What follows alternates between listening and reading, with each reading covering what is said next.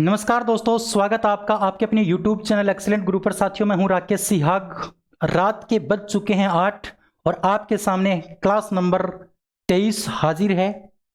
बहुत शानदार आज की क्लास होने वाली है।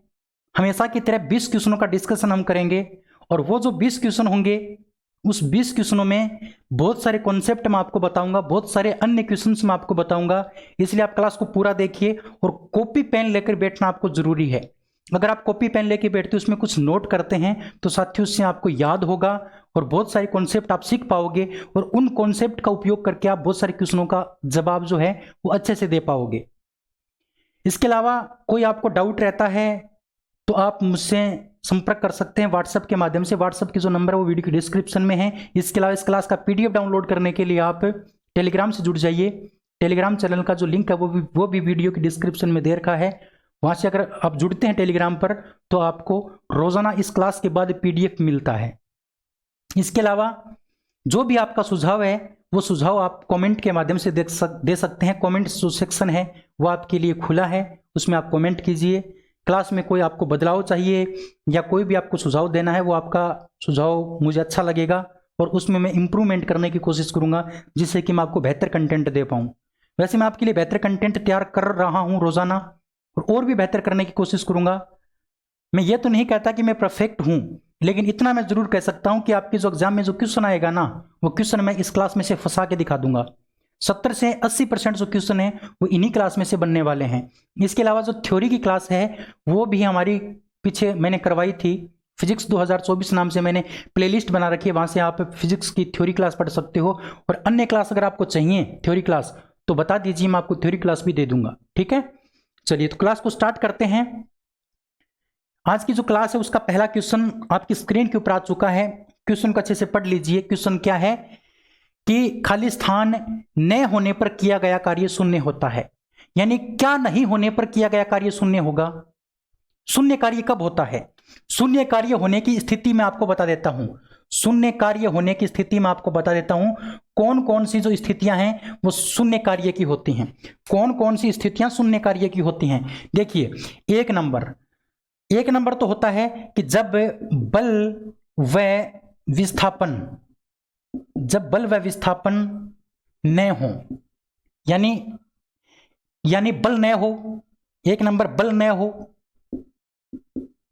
दूसरी है जब विस्थापन न हो तो किया गया कार्य शून्य होगा। बल नहीं होगा तो भी किया गया कार्य शून्य होगा। इसके अलावा वृत्तीय पथ पर किया गया कार्य शून्य होता है। किया गया कार्य क्या होता है? शून्य। वृत्तीय पथ पर इस प्रकार से गोल वर्ताकार पथ के ऊपर किया गया कार्य शून्य होता है। इसका कारण यह होता है कि इसमें वृत्तीय पथ के ऊपर एक तो बल ऊपर की ओर लगता है और एक बल लगता है नीचे की ओर। इसको कहा जाता है अभिकेंद्रीय बल और इसको कहा जाता है अपकेंद्रीय बल। यानी जब कोई वस्तु वृत्तीय केंद्र के आसपास, मतलब किसी केंद्र के चारों ओर वर्ताकार रूप से घूमती है तो उसके ऊपर दो बल कार्य करते हैं। एक बल कार्य करता है अपकेंद्रीय बल और एक अभिकेंद्रीय बल कार्य करता है और ये दोनों समान होते हैं। इसलिए इन दोनों का जो परिणाम जो आता है ना, इस दोनों का जो परिणाम आता है साथी वो कितना आता है? शून्य आता है। यानी बल का मान यहां पर कितना हो जाता है? शून्य। और बल का मान शून्य होने पर आपका कार्य भी क्या हो जाएगा? शून्य हो जाएगा। इसके अलावा कोई मान लो व्यक्ति है या कोई कुल्ली है। चौथा, कोई कुल्ली है और वो कुल्ली अपने सर के ऊपर वजन रखकर, अपने सर पर क्या रखता है? वजन रखता है और वो दूरी तय करता है। सर पर वजन रख के दूरी तय करता है तो किया गया कार्य क्या होगा? आपका शून्य होगा। इसके अलावा साथी कोई व्यक्ति है, वो व्यक्ति क्या करता है? वो व्यक्ति अपने सर के ऊपर सर पर भार लेके खड़ा है तो भी किया गया कार्य क्या होगा? शून्य होगा। इस स्थिति में किया गया कार्य शून्य क्यों होगा? इस स्थिति के अंदर यानी 4 नंबर स्थिति के अंदर जो वजन यानी भार यानी बल जो होता है, बल और विस्थापन के बीच में जो कोण बनता है साथी वो 90 डिग्री का बनता है। और इस स्थिति के अंदर 5 नंबर स्थिति के अंदर क्या होता है? इसमें विस्थापन यानी एस का मान शून्य होता है और विस्थापन शून्य होने पर आपका किया गया कार्य क्या होता है? शून्य होता है। इसके अलावा साथी 6 नंबर जो है वो आपको याद रखना है कि दीवार को धक्का देने में किया गया जो कार्य है किया गया जो कार्य है साथी वो भी आपका क्या होगा, शून्य होगा। दीवार को धक्का देने पर किया गया कार्य भी शून्य होगा। क्यों? क्योंकि अगर हम दीवार को धक्का देते हैं तो दीवार विस्थापित नहीं होती है, और विस्थापन उत्पन्न नहीं होगा तो किया गया कार्य क्या हो जाएगा, शून्य हो जाएगा। तो ये शून्य कार्य होने की कुछ स्थिति मैंने आपको बताई है। इन स्थितियों में किया गया कार्य क्या होगा, आपका शून्य होगा। अब कोई भी क्वेश्चन अगर आपका आता है तो आप गलत नहीं कर पाओगे। क्लियर है? तो इनका आप स्क्रीनशॉट ले लेंगे और अच्छे से इसको लिख लेंगे, जिससे कि आपका सारे कॉन्सेप्ट क्लियर हो जाएं। अब इस क्वेश्चन की बात करते हैं। इस क्वेश्चन में दे रखा है कि क्या नहीं होने पर किया गया कार्य शून्य होगा। तो साथी विस्थापन नहीं होने पर किया गया कार्य क्या होगा, शून्य होगा। इस क्वेश्चन का जो आंसर होगा वो ऑप्शन नंबर बी हो जाएगा। ऑप्शन नंबर बी इस क्वेश्चन का राइट आंसर हो जाएगा। क्लियर है बात है? समझ में आई बात? ठीक है, आगे बढ़ते हैं। अब क्वेश्चन नंबर 2 की बात करते हैं। 2 नंबर क्वेश्चन है कि कार्य हुआ है ऐसा कहने के लिए 2 शर्तें पूरी होनी चाहिए। उन 2 शर्त कौन कौन सी है, वो 2 शर्त आपको बतानी है। निम्न में से कौन सी 2 शर्त पूरी होनी चाहिए? उनमें से एक शर्त आपको बतानी है। 2 शर्त होनी जरूरी है। एक शर्त तो क्या होती है, बल का होना जरूरी है, और दूसरी शर्त क्या होती है, विस्थापन का होना जरूरी है। अगर ये दोनों शर्त हैं तो ही किया गया कार्य क्या होगा, आपका उसका कुछ ना कुछ मान होगा, वरना किया गया कार्य शून्य होगा आपका। तो कार्य होने के लिए 2 शर्तों की जरूरत है। उनमें से एक शर्त आपको इनमें से बतानी है कौन सी है। ऑप्शन नंबर 1 को देखो कि बल की आवश्यकता नहीं होती। नहीं साथी, गलत बात है ये तो। बल की आवश्यकता होती है, कार्य होने के लिए बल की आवश्यकता होती है। दूसरी बात है, वस्तु विस्थापित होनी चाहिए। बिल्कुल, अगर कार्य होना है तो उसके लिए विस्थापन होना जरूरी है। विस्थापन होना जरूरी है, तभी कार्य होना माना जाता है। इसका मतलब आपको यही पूछा था कि कार्य की 2 विशेषताएं होती हैं, एक तो बल का होना जरूरी है, एक विस्थापन का होना जरूरी है। इन दोनों में से एक आपको बतानी थी कौन सी है, तो ऑप्शन नंबर बी आपका इस क्वेश्चन का क्या होगा, करेक्ट आंसर होगा ऑप्शन नंबर बी। बताओ समझ में आया कि नहीं आया? क्लियर है? तो साथी मैंने आपको बहुत सारे क्वेश्चन करवा दिए कार्य के। तो आज की क्लास में भी मैं आपको कार्य के क्वेश्चन ही करवाऊंगा, और शायद अगली क्लास में भी मैं आपको कार्य के क्वेश्चन ही करवाऊं, क्योंकि मैंने आपको पिछले वाली क्लास में कमिट किया था मैंने आपसे कि कोई भी क्वेश्चन अगर कार्य का है, वो अगर एग्जाम के अंदर आया है तो वो मैं आपको करवाऊंगा। कोई भी क्वेश्चन स्किप नहीं करूंगा, सारे क्वेश्चन आपके सामने मैं रखूंगा कि ये क्वेश्चन आए हैं। फिर आपको डिसाइड करना कि किस प्रकार के क्वेश्चन ज्यादा आए हैं, उन्हीं प्रकार के क्वेश्चनों के ऊपर आपको थोड़ा सा ज्यादा फोकस करना है। क्लियर है बात है? तो साथी कोई घबराने की आवश्यकता नहीं है, आपको बहुत अच्छे से पढ़ना है, बहुत दमदार तरीके से पढ़ना है। आपके साथ मैं हूं, घबराने की आपको आवश्यकता नहीं है।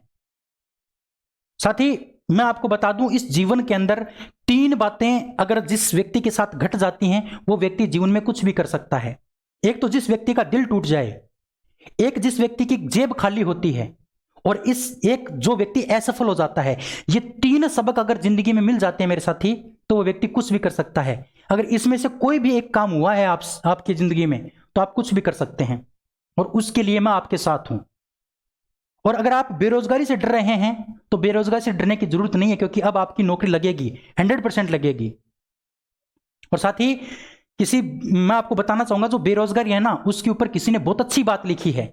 बेरोजगारी के ऊपर किसी ने बहुत अच्छी बात लिखी है कि किसी को यारी तो किसी को गद्दारी मार गई, किसी को यारी तो किसी को गद्दारी मार गई, इन आशिकों को इश्क की बीमारी मार गई। इतने में ही संभलते तो ठीक था मियां, इतने में ही संभलते तो ठीक था मियां, पर ऊपर से ये कमबख्त बेरोजगारी मार गई, ऊपर से ये कमबख्त बेरोजगारी मार गई। तो साथी बिल्कुल भी घबराने की आवश्यकता नहीं है, मैं आपके साथ हूं, आपको बेरोजगार नहीं रहने दूंगा। अगर आपकी जीवन में आपकी सफलता के अंदर साइंस आपकी बाधा बन रही थी ना, तो अब से आपकी साइंस की जो टेंशन है वो बिल्कुल खत्म हो सकती है। अगर आप मेरे पर विश्वास करते हैं और अच्छे से पढ़ते हैं, जो मैं आपको बताता हूं उसको अच्छे से नोट करते हैं और अच्छे से पढ़ते हैं, तो आपके सारे सोल्यूशन, सारे जो कॉन्सेप्ट वो क्लियर हो जाएंगे। क्लियर है बात? चलिए बात करते हैं नेक्स्ट क्वेश्चन की, क्वेश्चन नंबर 3 की। इस क्वेश्चन का जो आंसर आपका होगा वो ऑप्शन नंबर बी हो जाएगा। ठीक है, चलिए क्वेश्चन नंबर 3 की बात करते हैं। आपके सामने है कि बल और विस्थापन का जो गुणनफल होता है वो क्या कहलाता है। बल और विस्थापन का जो गुणनफल होता है मेरे साथी, वो आपका कार्य कहलाता है। बल गुणा विस्थापन यानी F गुणा S, बल यानी F और विस्थापन यानी S। F और S का जो गुणनफल होता है वो क्या कहलाता है, आपका कार्य कहलाता है। क्या कहलाएगा? कार्य। तो ऑप्शन नंबर जो साथी आपका जो सी है ना, सी, वो आपका क्या हो जाएगा, करेक्ट हो जाएगा, ऑप्शन नंबर सी। क्लियर है बात है? इसके अलावा साथी जो भार होता है, भार, भार एक प्रकार का बल होता है। भार एक प्रकार का क्या होता है? बल होता है। यानी भार की जो मात्रक होता है ना, भार का मात्रक भी न्यूटन होता है और बल का मात्रक भी क्या होता है? न्यूटन होता है। क्लियर है बात है? इसके अलावा साथी त्वरण दे रखा है। त्वरण का सूत्र क्या होता है? त्वरण का सूत्र होता है आपका वेग बटे समय। वेग बटे समय आपका क्या होगा? त्वरण का सूत्र होगा। और इसका जो मात्रक होता है मेरे साथी, इसका मात्रक होता है आपका मीटर पर सेकंड स्क्वायर। क्लियर है बात है? मीटर पर सेकंड स्क्वायर। अगर हम बात करते हैं संवेग की, एक आपको संवेग दे रखा है, तो संवेग का सूत्र क्या होता है? द्रव्यमान गुणा वेग। द्रव्यमान गुणा वेग, यानी संवेग को लिखा जाता है P के द्वारा। P बराबर m, और m मतलब द्रव्यमान और v का मतलब वेग, तो P बराबर mv। यह आपका होता है संवेग का सूत्र। और संवेग की अगर हम बात करते हैं, संवेग के मात्रक की बात करते हैं, तो संवेग का मात्रक होता है kg मीटर पर सेकंड। kg मीटर पर सेकंड आपका मात्रक होता है संवेग का। और कार्य का मात्रक होता है जूल। ये तो आपका होता है एसआई पद्धति में। और कार्य का मात्रक आपका जो सीजीएस पद्धति है ना, उसके अंदर होता है मेरे साथी अर्ग। क्या होता है? अर्ग होता है। क्लियर है बात है? तो इस प्रकार से आपको सारे क्वेश्चंस की जो डिटेल है वो आपको पढ़नी पड़ेगी, तब आपके सारे क्वेश्चन क्लियर हो सकते हैं। ठीक है, 3 नंबर क्वेश्चन आपका ये था। ऑप्शन नंबर जो सी है ना, वो इस क्वेश्चन का करेक्ट था। आगे बढ़ते हैं साथी। 4 नंबर क्वेश्चन कि यदि किसी वस्तु पर लागू एक स्थिर बल की दिशा में वस्तु विस्थापित होती है या स्थानांतरित होती है, तो बल और दूरी के परिणाम के रूप में दर्शाया जाता है, उसे क्या कहा जाता है? बल और दूरी का जो परिणाम होता है, बल और दूरी का जो परिणाम होता है उसको क्या कहा जाता है? तो मैंने अभी अभी आपको बताया था कि जो बल होता है उसको कहा जाता है एफ। बल को कहा जाता है एफ, और दूरी को हम विस्थापन भी बोल सकते हैं, यानी एस। इसका जो परिणाम है वो क्या कहलाएगा? तो वो आपका कार्य कहलाएगा। क्या कहलाएगा? कार्य कहलाएगा। तो ऑप्शन नंबर आपका जो साथी बी है ना, किया गया कार्य, वो करेक्ट हो जाएगा। Option number B. इस क्वेश्चन का ऑप्शन नंबर जो बी है वो आपका बिल्कुल सही है। बताओ समझ में आया कि नहीं आया? क्लियर है? चलिए फिर आगे बढ़ते हैं। नेक्स्ट बात करते हैं 5 नंबर क्वेश्चन की कि किसी पिंड पर कार्य तभी किया जाता है जब काम कब होना माना जाता है, यह आपसे पूछा है। ऑप्शन नंबर ए को देखो कि यह एक यांत्रिक प्रभाव के माध्यम से ऊर्जा की वृद्धि का अनुभव करता है। बिल्कुल सही बात। कार्य होना कब माना जाता है? कार्य होना तब माना जाता है जब बल हो, जब विस्थापन हो, या फिर कोई वस्तु है, कोई वस्तु वो ऊर्जा की वृद्धि का अनुभव करे। ऊर्जा वृद्धि का क्या करे? अनुभव करे। यानी ऊर्जा की अगर वृद्धि हो रही है, अगर ऊर्जा की वृद्धि हो रही है, तो भी हम ये मान सकते हैं कि उस वस्तु पर क्या हो रहा है? कार्य हो रहा है। ऊर्जा एक प्रकार का कार्य ही होता है, यानी कार्य एक प्रकार की ऊर्जा है। अगर ऊर्जा में वृद्धि हो रही है तो इसका मतलब कार्य में भी वृद्धि हो रही है। इसका मतलब ये हुआ कि जो आपका कार्य होता है वो एक प्रकार की ऊर्जा है। तो ऊर्जा में जो वृद्धि होती है मेरे साथ थी, ऊर्जा में जो वृद्धि, वो किसको डिनोट करती है? वो करती है किए गए कार्य को डिनोट करती है। तो ऑप्शन नंबर जो ए है ना, वो आपका इस क्वेश्चन का क्या हो जाएगा? Correct answer. Option number A आपका इस क्वेश्चन का बिल्कुल सही उत्तर होगा। क्लियर है बात? तो अगर किसी वस्तु के अंदर ऊर्जा की वृद्धि हो रही है, या वो वस्तु ऊर्जा की वृद्धि का अनुभव कर रही है ना, तो हम ये मान सकते हैं कि उस वस्तु के ऊपर क्या हो रहा है? कार्य हो रहा है। क्लियर है? अकेला बल भी जरूर, ऑप्शन नंबर बी देखो, इसमें दे रखा कि बल इस पर कार्य करे। साथ ही अकेला बल जरूरी नहीं है, बल के साथ साथ में विस्थापन होना भी जरूरी है। और अगर ऑप्शन नंबर सी की बात करें तो इसमें केवल विस्थापन दे रखा है, तो केवल विस्थापन जरूरत नहीं है, बल और विस्थापन दोनों जरूरी हैं, और इसके साथ साथ ऊर्जा की वृद्धि होना भी जरूरी है। तो इस क्वेश्चन का जो सही आंसर होगा ना, वो ऑप्शन नंबर ए होगा। बहुत सारे मेरे साथी इसका ऑप्शन नंबर बी और सी भी कर सकते हैं, और बी और सी क्यों नहीं होगा? क्योंकि बी के अंदर केवल एक बल दे रखा है और सी के अंदर केवल विस्थापन दे रखा है। तो बल और विस्थापन दोनों की जरूरत होती है, एक की जरूरत नहीं होती। इसलिए सबसे ज्यादा जो सही आंसर होगा वो ऑप्शन नंबर ए होगा आपका। क्लियर है? चलिए आगे बढ़ते हैं, नेक्स्ट क्वेश्चन की बात करते हैं, 6 नंबर क्वेश्चन की कि किसी वस्तु पर कार्य करने की जो क्षमता होती है, या फिर कार्य की जो, या फिर कोई वस्तु होती है उसमें जो निहित ऊर्जा होती है, वो किसके ऊपर निर्भर करती है? किसके ऊपर निर्भर करती है? तो साथी कोई भी वस्तु होती है, उस वस्तु के अंदर जो ऊर्जा होती है ना, ऊर्जा, वो किसके ऊपर निर्भर करेगी? साथी ध्यान रखना, वो निर्भर करेगी आपकी कार्य के ऊपर। कोई भी वस्तु है, कोई भी वस्तु है, उस वस्तु की जो ऊर्जा है, उस वस्तु के अंदर जो ऊर्जा है, वो किसके ऊपर निर्भर करेगी? वो साथी निर्भर करेगी जो कार्य जो है ना, कार्य, उस कार्य की स्थिति क्या है? कार्य की स्थिति क्या है? एक तो कार्य की स्थिति क्या है और उस कार्य की अवस्था क्या है, भाई किस प्रकार से उस पर कार्य काम हो रहा है। कोई वस्तु है, उस वस्तु के अंदर जो ऊर्जा होती है ना वो किसके ऊपर निर्भर करेगी, होने वाले कार्य की स्थिति, भाई काम किस प्रकार से हो रहा है इसके ऊपर निर्भर करती है। याद रखना मेरे साथी, कोई भी वस्तु है उस वस्तु के अंदर जो ऊर्जा होती है वो ऊर्जा किसके ऊपर निर्भर करती है, होने वाले कार्य की जो स्थिति होती है और उस कार्य की जो अवस्था होती है उसके ऊपर आपकी ऊर्जा निर्भर करती है। ऑप्शन नंबर जो सी है ना वो इस क्वेश्चन का क्या हो जाएगा, करेक्ट हो जाएगा, ऑप्शन नंबर सी। क्लियर है, ऑप्शन नंबर सी इस क्वेश्चन का करेक्ट आंसर है। चलिए आगे बढ़ते हैं। नेक्स्ट 7 नंबर क्वेश्चन है कि गति करती हुई एक कार विपरीत दिशा में आती हुई हवा का सामना करती है।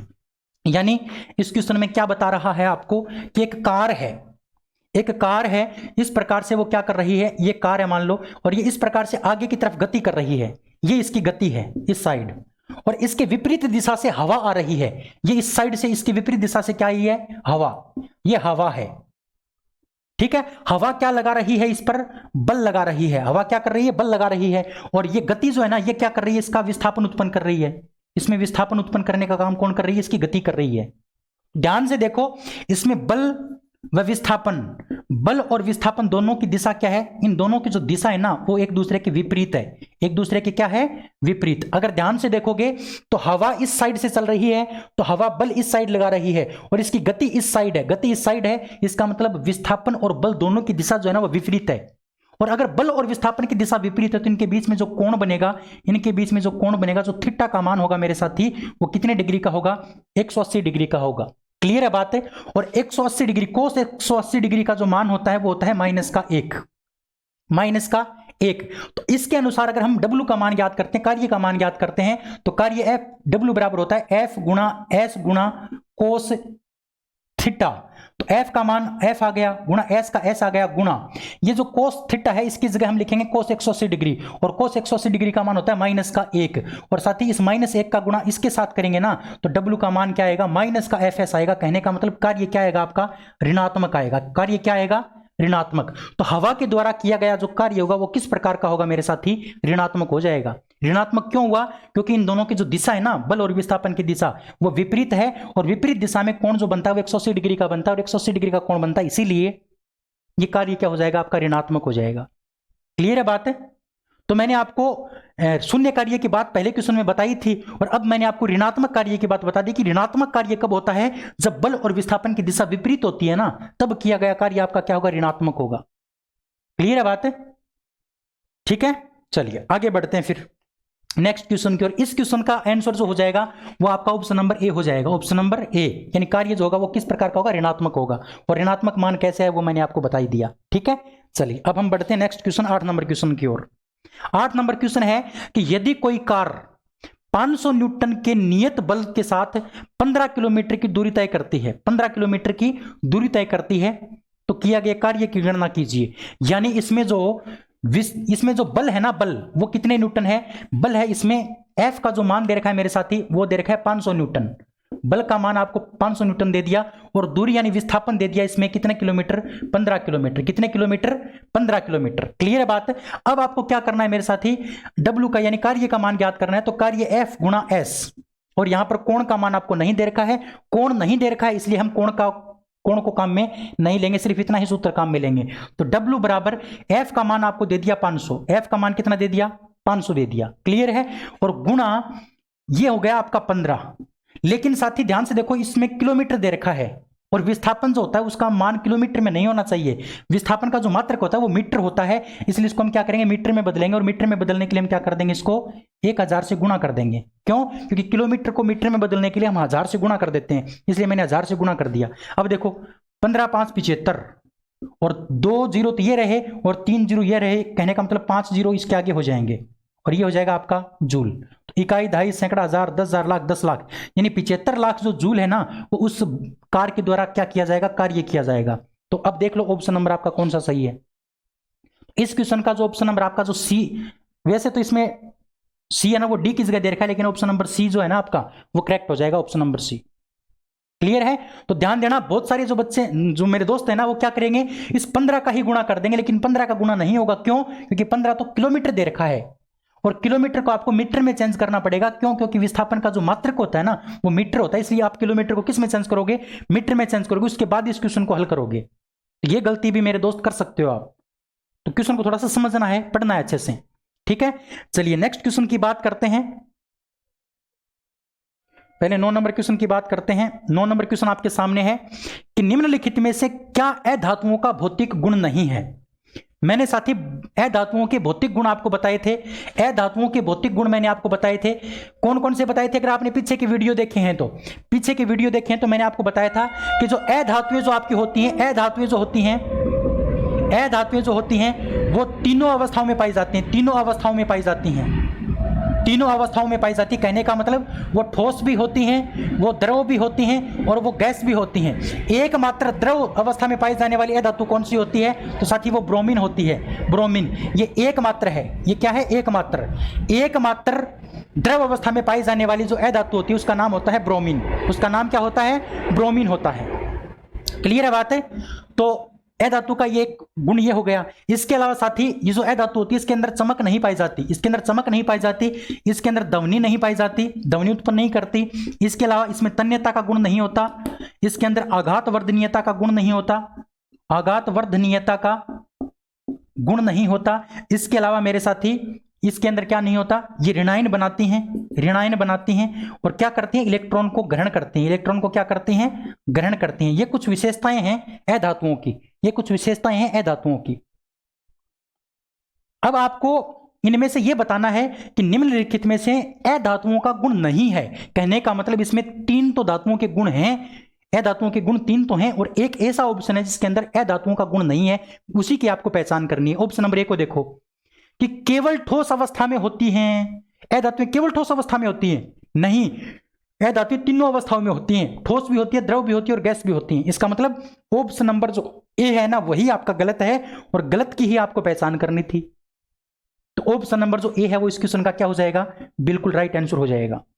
इसके अलावा आघातवर्धनीय और तन्यता का न होना, बिल्कुल इसके अंदर आघातवर्धनीयता और तन्यता नहीं होती। इसके अलावा ऊष्मा और विद्युत के कुचालक होते हैं, बिल्कुल ये क्या होते हैं? कुचालक होते हैं। ऊष्मा और विद्युत के क्या होती हैं? कुचालक होती हैं। इसके अलावा इसका जो गलनांक और जो क्वथनांक होता है वो भी क्या होता है? बिल्कुल कम होता है। इनका गलनांक और क्वथनांक क्या होता है? बिल्कुल निम्न होता है, बिल्कुल कम होता है। क्लियर है बात है? तो ये आपका था क्वेश्चन नंबर 9। इस क्वेश्चन का ऑप्शन नंबर ए आपका बिल्कुल करेक्ट है। बताओ समझ में आया कि नहीं आया? मेरे हिसाब से समझ में आ गया होगा। आगे बढ़ते हैं। 10 नंबर क्वेश्चन है कि निम्नलिखित में से क्या ठोस, द्रव और गैस तीनों रूपों में पाया जाता है? तीनों रूपों में क्या पाया जाता है? तो तीनों रूपों में मेरे साथी अभी भी मैंने आपको बताया, तीनों रूपों में आपकी क्या पाई जाती है? अधातुएं पाई जाती हैं। क्या पाई जाती हैं? अधातुएं। तो ऑप्शन नंबर जो साथी आपका जो सी है ना, सी, वो इस क्वेश्चन का क्या हो जाएगा? बिल्कुल करेक्ट हो जाएगा। ऑप्शन नंबर जो सी है वो आपका क्या हो जाएगा? करेक्ट हो जाएगा। क्लियर है बात है? और उपधातु के बारे में मैंने आपको बताया ही था। उपधातु के अंदर न तो धातु का गुण होता, न ही अधातु का गुण होता। ये इनके बीच की होती हैं। इनकी संख्या 7 होती है। 7 कौन कौन सी होती हैं? एक आपकी बोरोन होती है, एक सिलिकॉन होती है, एक आपकी जर्मेनियम होती है, एक आर्सेनिक होती है, एक एंटीमनी होती है, एक टेलुरियम और एक पोलोनियम। निष्क्रिय तत्वों को नोबल गैस भी कहा जाता है। नोबल गैस जिनोन, रेडोन, है ना, आर्गन, ये आपकी क्या है? निष्क्रिय गैसें हैं, निष्क्रिय तत्व हैं। धातु क्या होती हैं? जैसे धातु आपकी सोडियम हो गई, पोटेशियम होगी, कैल्शियम हो गई, ये आपकी धातुएं हैं। तो जो ठोस, द्रव और गैस तीनों अवस्थाओं में पाई जाती है उनको कहा जाता है अधातु। क्लियर है बात? समझ में आ गई? ठीक है, आगे बढ़ते हैं फिर। नेक्स्ट 11 नंबर क्वेश्चन आपके सामने है कि धातुओं के संबंध में निम्नलिखित में से कौन सा कथन गलत है? कौन सा कथन गलत है? अगर हम धातुओं की बात करते हैं तो अब मैं आपको कुछ धातुओं के बारे में बताना चाहूंगा। धातुओं के गुण मैं आपको बताना चाहूंगा, तब ये क्वेश्चन आपको और अच्छे से समझ में आएगा। अगर हम धातुओं की बात करते हैं मेरे साथी, तो धातुओं का जो पहला गुण है, ये क्या होती हैं? ये धनात्मक होती हैं और ये इलेक्ट्रॉन का क्या करती हैं? त्याग करती हैं। इलेक्ट्रॉन का त्याग करके क्या बनाती हैं? धनायन बनाती हैं, धनात्मक होती हैं विद्युत की। इसके अलावा मेरे साथी ये क्या होती है? सुचालक होती हैं। विद्युत की क्या होती हैं? सुचालक होती हैं। लेकिन साथी एक जो लेड है ना, लेड ये क्या होती है? आपकी कुचालक होती है। लेड आपकी एक कुचालक धातु होती है। ये एक अपवाद है और ये आपको याद रखना है। इसके अलावा तीसरी आपको याद रखना है कि इनका जो गलनांक व क्वथनांक जो होता है ना, गलनांक व क्वथनांक, वो क्या होता है, उच्च होता है। उच्च मतलब अधिक होता है। लेकिन साथ ही जो आपकी एक तो है गैलियम, एक तो गैलियम और एक है सीजियम, ये दो धातुएं ऐसी हैं जिनका गलनांक क्या होता है, कम होता है। इनका गलनांक और कमथनांक क्या होता है, कम होता है। यानी ये कुछ अपवाद हैं जो मैं आपको बता रहा हूं, ये कुछ अपवाद हैं जो मैं आपको बता रहा हूं। गैलियम और सीजियम धातुओं का गलनांक कम होता है। इसके अलावा जितनी भी धातुएं होती हैं उनका गलनांक और कमथनांक उच्च होता है। इसके अलावा साथी मेरे, इसके अंदर तन्यता का गुण भी होता है, इसके अंदर आघातवर्धनीयता का गुण भी होता है, आघातवर्धनीयता का गुण भी इनके अंदर पाया जाता है। क्लियर है। और 5 नंबर अगर हम बात करें मेरे साथी, तो इनके अंदर ध्वनि उत्पन्न करने का गुण भी पाया जाता है। ध्वनि उत्पन्न करती हैं, ध्वनि उत्पन्न करने का गुण पाया जाता है। और ध्वनि उत्पन्न करने के गुण को क्या कहा जाता है, इसको कहा जाता है मेरे साथी निनादी, निनादी या फिर सोनोरस। तो आपसे क्वेश्चन पूछा जा सकता है कि निम्न में से सोनोरस किसके अंदर पाया जाता है। सोनोरस मतलब ध्वनि उत्पन्न करने का जो गुण होता है वो धातुओं के अंदर पाया जाता है। क्लियर है। तो ये कुछ बातें आपको धातुओं के बारे में याद रखनी थी। अब देखो, अब हम इसके ऑप्शन को देखते हैं। क्वेश्चन आपको क्या पूछा था कि धातुओं के संबंध में निम्न में से कौन सा कथन गलत है। गलत कथन की पहचान आपको करनी है। ऑप्शन नंबर ए को देखो पहले, कि सभी धातुएं चमकती हैं और इन्हें पॉलिश किया जा सकता है। हाँ बिल्कुल, इनके अंदर क्या होती है, चमक। ये 6 नंबर और याद रखना है, इनके अंदर चमक भी पाई जाती है, चमक भी पाई जाती है। और इनके ऊपर क्या की जा सकती है, 7 नंबर, इनके अंदर पॉलिश भी की जा सकती है। पॉलिश भी की जा सकती है, पॉलिश भी की जा सकती है। जैसे आप लोहे के ऊपर पेंट करते हैं ना, तो इनके अंदर ऊपर हम पॉलिश कर सकते हैं। ये बात बिल्कुल सत्य है, बिल्कुल सही है, लेकिन आपको गलत पहचान करनी है। दूसरे ऑप्शन को देखो, सभी धातुएं पारे को छोड़कर तरल और मुलायम होती हैं। नहीं मेरे साथी, पारा जो होता है ना वो तरल होता है, और सारी धातुएं क्या होती हैं, कठोर होती हैं। और सारी धातुएं क्या होती हैं, कठोर। यही बात गलत है, इसमें उल्टा दे रखा है। पारा तो होता है तरल अवस्था में और धातुएं ठोस होती हैं, लेकिन इसमें क्या कहा है कि जो पारा है ना, पारा वो तो है ठोस और अन्य धातुएं तरल हैं, जो कि बात गलत है। इसका मतलब ऑप्शन नंबर आपका जो बी है ना वो गलत है। इसके अलावा सभी धातुओं के गलनांक और कमथनांक क्या होते हैं, उच्च होते हैं, बिल्कुल उच्च होते हैं। अगर हम डी ऑप्शन की बात करें कि इनके अंदर आघातवर्धनीयता और नमनीय का मतलब तन्यता का गुण इसके अंदर पाया जाता है, बिल्कुल सही बात है, ये बिल्कुल पाया जाता है। तो ऑप्शन नंबर जो बी है ना वो इस क्वेश्चन का क्या हो जाएगा, करेक्ट आंसर हो जाएगा, ऑप्शन नंबर बी। बताओ समझ में आया ना। चलिए आगे बढ़ते हैं। 12 नंबर क्वेश्चन है कि निम्नलिखित में से कौन सी धातु सबसे अधिक नम्य या फिर लचीली है। सबसे अधिक लचीली धातु का नाम आपको बताना है। अगर हम लचीलेपन का क्रम देखें, मैं आपको 3 बातें बताऊंगा मेरे साथी, 3 बातें बताऊंगा जो आपको याद रखना है, और तीनों बातें एक ही है, तीनों बातें एक ही हैं। एक तो तन्यता का क्रम, तन्यता का क्रम सबसे पहले आपकी आती है एयू यानी सोना, एयू यानी सोना। फिर आपकी आती है एजी, एजी यानी चांदी। उसके बाद आपकी आती है तांबा, तांबा यानी सीयू, कॉपर। ठीक है। और अगर हम आघातवर्धनीयता की बात करें, आघातवर्धनीयता की बात करें, आघातवर्धनीयता का जो क्रम है मेरे साथी वो यही क्रम है, सेम क्या हो जाएगा आपका, यही क्रम हो जाएगा। इसी प्रकार से हम बात करते हैं लचीलेपन का, लचीलेपन की बात करते हैं। लचीलेपन की अगर हम बात करें, लचीलेपन का जो क्रम है वो यही क्रम लचीलेपन का हो जाएगा, सेम। कहने का मतलब सबसे अधिक जो आपकी लचीली धातु होगी वो कौन सी होगी, सोना होगी। सबसे अधिक तन्य धातु भी कौन सी होगी, आपकी सोना होगी। सबसे अधिक आघातवर्धनीय धातु भी कौन सी होगी, आपकी सोना होगी। लेकिन अब आपको ऑप्शन में देखना सोना दे रखा है या नहीं दे रखा। आप कहोगे नहीं दे रखा, तो फिर सोना नहीं दे रखा है तो आपको दूसरा क्या देखना है, एजी। एजी दे रखा है क्या, बिल्कुल दे रखा, ऑप्शन नंबर ए में दे रखा है। तो यही हमारा क्या हो जाएगा, बिल्कुल करेक्ट आंसर हो जाएगा, option number A. Option number A हमारा क्या होगा, बिल्कुल राइट आंसर हो जाएगा। बताओ समझ में आया कि नहीं आया।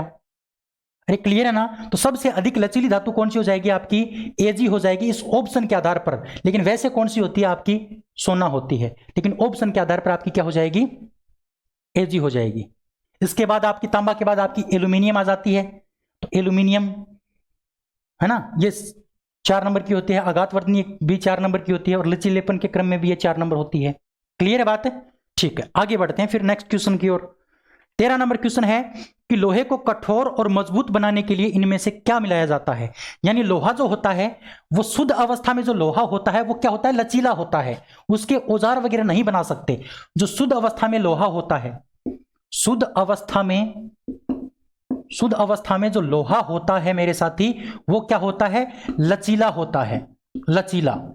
इस लचीलेपन को दूर करने के लिए, यानी इसको कठोर बनाने के लिए, इसको कठोर व मजबूत बनाने के लिए, कठोर व मजबूत बनाने के लिए लोहे के अंदर हम क्या मिलाते हैं मेरे साथी, कार्बन मिलाते हैं। क्या मिलाते हैं, कार्बन मिलाते हैं। और आपको कार्बन का प्रतिशत पूछा जा सकता है कि लोहे को मजबूत बनाने के लिए उसमें कार्बन मिलाते हैं तो वो कितने प्रतिशत मिलाते हैं। तो ध्यान रखोगे मेरे साथी, 0.5% से लेकर के 1.5% जो है वो आपका कार्बन मिलाया जाता है लोहे के अंदर।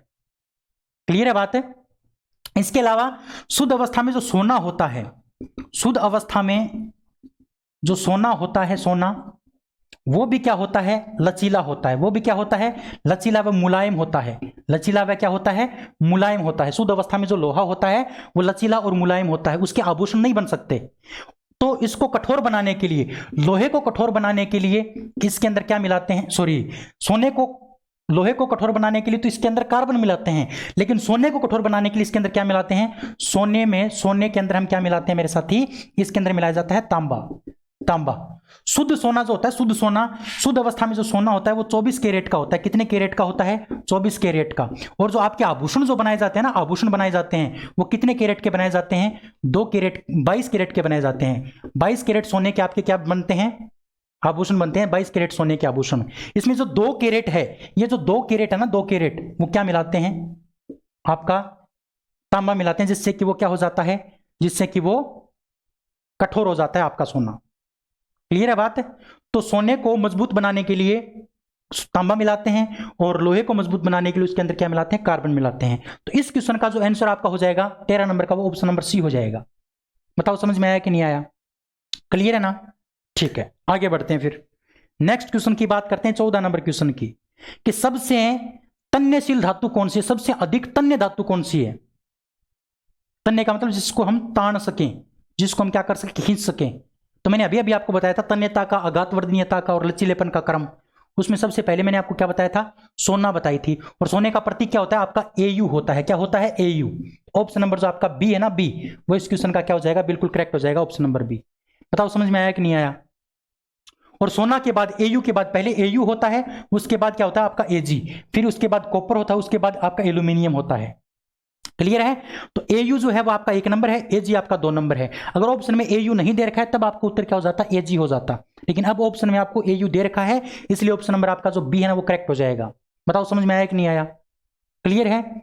चलिए आगे बढ़ते हैं। फिर नेक्स्ट 15 नंबर क्वेश्चन आपके सामने है। 15 नंबर क्वेश्चन को अच्छे से पढ़ लीजिए। 15 नंबर क्वेश्चन को अच्छे से पढ़ लीजिए पहले, उसके बाद इस क्वेश्चन को हम डील करते हैं बहुत अच्छे से। उम्मीद करूंगा आपको बहुत अच्छे से समझ में आ रहा होगा। मैं कोई फालतू की बातें नहीं कर रहा, डायरेक्ट टू द पॉइंट बात कर रहा हूं। जितना ज्यादा मैं कंटेंट आपको दे पाता हूं उतना मैं कंटेंट देने की कोशिश करता हूं, ठीक है। तो इस क्लास की थोड़ी कदर कीजिए, अपने दोस्तों के पास इस क्लास को शेयर कीजिए, थोड़ा सपोर्ट कीजिए मुझे भी, जिससे कि मेरा भी मोरल डाउन न हो, मेरे को भी मोटिवेशन मिले पढ़ाने के लिए। थोड़ा मोटिवेशन तो जरूरी है ना, ठीक है। तो अब बात करते हैं इस क्वेश्चन की। क्वेश्चन में देखो क्या दे रखा है कि किस प्रकार की कोशिका से त्वचा बनी होती है। अगर हम त्वचा की बात करते हैं मेरे साथी, त्वचा की अगर हम बात करते हैं तो त्वचा का जो बाहरी आवरण होता है, बाहरी जो आवरण होता है, इस बाहरी आवरण को हम क्या कहते हैं, एपिडर्मिस कहते हैं। क्या कहते हैं, एपिडर्मिस। और त्वचा का जो अंदर का होता है, यानी बाहरी जो परत होती है, बाहरी परत के अंदर, बाहरी परत के अंदर जो होती है परत, अंदर की जो परत होती है उस परत को कहा जाता है मेरे साथी हाइपोडर्मिस। क्या कहते हैं, हाइपोडर्मिस। हाइपोडर्मिस यानी बाहरी जो परत है ना, ये परत, ये तो आपकी एपिडर्मिस कहलाती है। और इस परत के नीचे जो परत है ना उसको कहा जाता है हाइपोडर्मिस। तो आपको पूछा है कि जो आपकी त्वचा है वो किस प्रकार की कोशिका से बनी होती है। तो साथी एपिडर्मिस से बनी होती है आपकी त्वचा। और एपिडर्मिस को हम क्या कहते हैं, अधिचर्म कोशिका भी कहते हैं। क्या कहते हैं, अधिचर्म कोशिका के नाम से भी जानते हैं, अधिचर्म कोशिका। क्या कहते हैं इसको, अधिचर्म कोशिका के नाम से भी एपिडर्मिस को जाना जाता है। इसलिए ऑप्शन नंबर जो ए है वो आपका बिल्कुल क्या हो जाएगा, करेक्ट हो जाएगा। क्लियर है बात। अगर हम त्वचा की बात करते हैं, त्वचा का जो निर्माण है, जो त्वचा का निर्माण है वो कौन करता है? तो साथी उपकला उत्तक करता है। उपकला उत्तक, उपकला उत्तक को हम क्या कहते हैं? एपिथेलियल उत्तक भी कहते हैं, एपिथेलियल उत्तक। अब आप कहोगे एपिथेलियल उत्तक तो बहुत प्रकार के होते हैं। बिल्कुल बहुत प्रकार के होते हैं। एपिथेलियल का एक प्रकार है मेरे साथी, और उस प्रकार का नाम है स्तरीय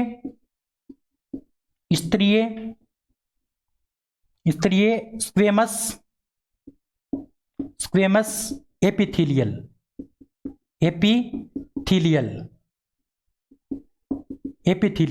तो स्तरीय स्क्वेमस एपिथेलियल जो है ना, उसके द्वारा आपकी त्वचा का निर्माण होता है। या तो आपको ऑप्शन में एपिथेलियल मिलेगा, अगर एपिथेलियल का भी अगर आपको प्रकार दिया मिलेगा तो आपको यह मिलेगा ऑप्शन के अंदर, इसलिए आपका ऑप्शन नंबर ये करेक्ट होगा। ठीक है, तो इस क्वेश्चन का जो आंसर आपका ए है ना, वो बिल्कुल करेक्ट हो जाएगा, ऑप्शन नंबर ए। बताओ समझ में आया कि नहीं आया? क्लियर है बातें? चलिए आगे बढ़ते हैं, नेक्स्ट क्वेश्चन की बात करते हैं। 16 नंबर क्वेश्चन आपके सामने है कि उत्तक के प्रकार ग्रंथि बनाते हैं, यानी इसके स्टार्टिंग में क्या था आपका? खलिस्थान था। यानी किस प्रकार के उत्तक ग्रंथियों का निर्माण करते हैं? तो साथी उस उत्तक का नाम आपको बताना है जो ग्रंथियों का निर्माण करते हैं। देखो, ग्रंथियों का निर्माण करने वाले उत्तक की अगर हम बात करें, ग्रंथियों का निर्माण करने वाले उत्तक कौन कौन से हैं? एक तो है मेरे साथी आपका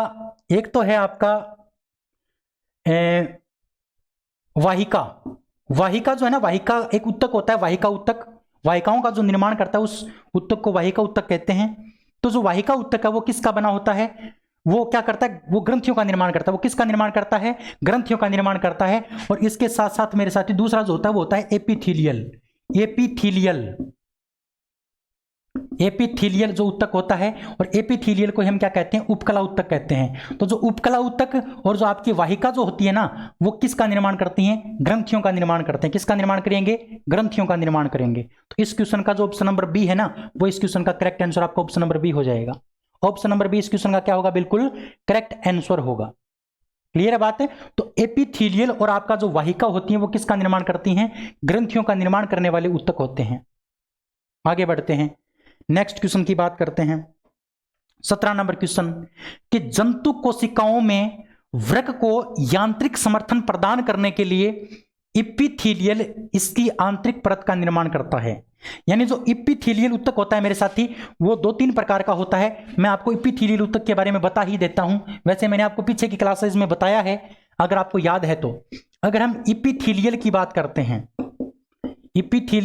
करते हैं, उपकला उत्तक की बात करते हैं, तो मेरे साथी ये आपका होता है, एक तो होता है आपका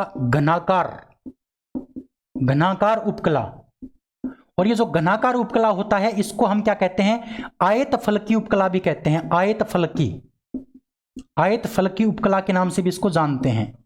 और ये जो होता है ना, ये क्या करता है? जो आपकी वृक्क जो नलिकाएं होती हैं, यानी किडनी की जो नलिकाएं होती हैं, वृक्क जो नलिकाएं होती हैं, उस वृक्क नलिकाओं की आंतरिक परत का निर्माण करता है। आंतरिक परत का निर्माण करने का जो काम है वृक्क नलिकाओं का, वो किसका है? साथी घनाकार या फिर आयत फलकी उपकला उत्तक का। क्लियर है? और साथी दूसरा जो है वो है आपका स्तंभाकार उपकला। स्तंभाकार जो उपकला होता है मेरे साथी, ये क्या करता है? ये आपकी जो श्वास नली होती है, श्वास नली जो होती है, जो आपकी मूत्रवाहिनी होती है, मूत्रवाहिनी, और जो महिलाओं की जो फेलोपियन ट्यूब होती है, फेलोपियन जो ट्यूब होती है महिलाओं की, उसकी भित्ति का निर्माण, इनकी भित्ति का जो निर्माण है वो किसके द्वारा होता है? वो होता है स्तंभाकार उपकला उत्तक के द्वारा। किसके द्वारा? स्तंभाकार उपकला उत्तक के द्वारा। क्लियर है? इसके अलावा मेरे साथी एक आपका होता है, इसके अलावा एक मैं आपको यहां पर बता देता हूं, एक होता है आपका पपड़ीदार उपकला। पपड़ीदार जो उपकला है इसको हम क्या बोलते हैं? इसको हम स्क्वेमस के नाम से भी जानते हैं। स्क्वेमस के नाम से भी जानते हैं। स्क्वेमस इपिथेलियल उत्तक के नाम से भी इसको जाना जाता है। तो ये जो स्क्वेमस होता है या जो पपड़ीदार होता है, ये क्या करता है? हमारी जो मुंह की जो परत होती है, आंतरिक परत होती है, उसका निर्माण कौन करता है? पपड़ीदार उपकला उत्तक करता है।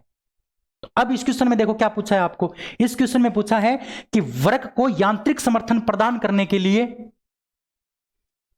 उसकी आंतरिक परत का निर्माण कौन सा इपिथीलियल करता है? तो साथी आपका घनाकार उपकला जो ऊतक होता है ना, वो वृक्क नलिकाओं का निर्माण करता है, वृक्क नलिकाओं की आंतरिक परत का निर्माण करता है, और इसको हम आयत फल की उपकला के नाम से भी जानते हैं, आयत फल की उपकला के नाम से भी इसको जानते हैं। क्लियर है बात है? तो ऑप्शन नंबर जो आपका ए जो है ना, वो इस क्वेश्चन का क्या हो जाएगा? करेक्ट हो जाएगा, ऑप्शन नंबर ए।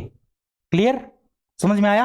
तो ये सारी बातें आपको याद होनी चाहिए, तो आप कोई भी क्वेश्चन कर सकते हो। स्क्रीनशॉट इसका ले लीजिए, फिर हम आगे बात करते हैं, नेक्स्ट क्वेश्चन की बात करते हैं। स्क्रीनशॉट आपको लेना पड़ेगा।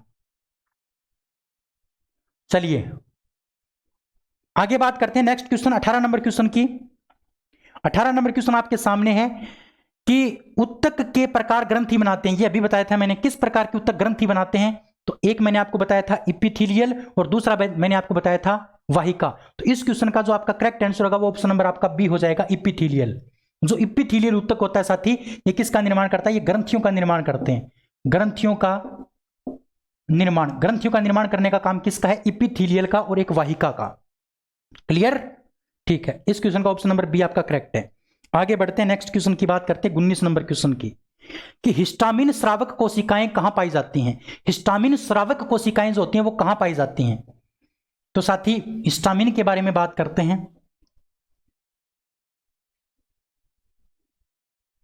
जो आपकी हिस्टामिन जो स्रावक कोशिकाएं होती हैं, जो हिस्टामिन है मेरे साथी, ये किसके द्वारा स्रावित किया जाता है? हिस्टामिन स्रावित किया जाता है मेरे साथी संयोजी ऊतक के द्वारा। किसके द्वारा? संयोजी ऊतक के द्वारा स्रावित किया जाता है ना, खास तौर से रक्त के द्वारा। खास तौर से रक्त के द्वारा हिस्टामिन नाम का जो कंपाउंड है, जो यौगिक है, वो क्या किया जाता है? स्रावित किया जाता है संयोजी ऊतक के द्वारा। अब ये हिस्टामिन काम क्या करेगा? इसका कार्य क्या होता है? इस हिस्टामिन का कार्य क्या होता है? यानी हिस्टामिन को संयोजी ऊतक उत्पादित क्यों करता है? उसका कारण क्या है? ये क्या काम करेगा हमारे शरीर के अंदर? ये जो हिस्टामिन जो है वो एक प्रकार की कोशिका होती है, स्रावक कोशिका, और ये संयोजी ऊतक के द्वारा निर्मित की जाती है। संयोजी ऊतक के द्वारा इसको क्या किया जाता है? स्रावित किया जाता है। तो ये काम क्या करती है हमारे शरीर के अंदर? ये हमारे शरीर के अंदर काम क्या करती है उसकी अगर हम बात करते हैं मेरे साथी, तो आपकी जो आहार नली जो होती है, आहार नली और जो आपकी श्वास नली होती है, आहार नली और श्वास नली जो होती है, इसका संकुचन करने के लिए, इसके संकुचन के लिए कौन उत्तरदायी होता है? तो आपका हिस्टामिन उत्तरदायी होता है। यानी आपकी आहार नली में संकुचन गति पाई जाती है, जिसके कारण भोजन आगे से आगे चलता है। इसी प्रकार से आपकी जो श्वास नली होती है उसमें भी कर्माकुंचन गति पाई जाती है। श्वास नली, इसमें भी इस प्रकार से संकुचन होता रहता है। तो वो किसके कारण होता है? वो इस हिस्टामिन के कारण होता है। किसके कारण? इस हिस्टामिन के कारण होता है। क्लियर है बात है? इसके अलावा ये तो इसका पहला कार्य है। अगर हम बात करते हैं मेरे साथ दूसरे कार्य की, तो जो रक्तवाहिकाएं होती हैं, जो आपकी रक्तवाहिनियां होती हैं, रक्तवाहिनियां जो होती हैं, यानी आपकी जो धमनी और जो सीरा होती है, धमनी और जो सीरा होती है, इसको नरम बनाने का काम भी किसका होता है? इनको नरम बनाने का काम, इसके अंदर संकुचन करने का काम किसका है? इस हिस्टामिन का होता है। क्लियर है बात है? तो आहार नली, श्वास नली और रक्त वाहिनियों को संकुचित करने के लिए, उसको नरम बनाने के लिए किसका उपयोग होता है? इस हिस्टामिन का उपयोग होता है, जो किसके द्वारा स्रावित किया जाता है?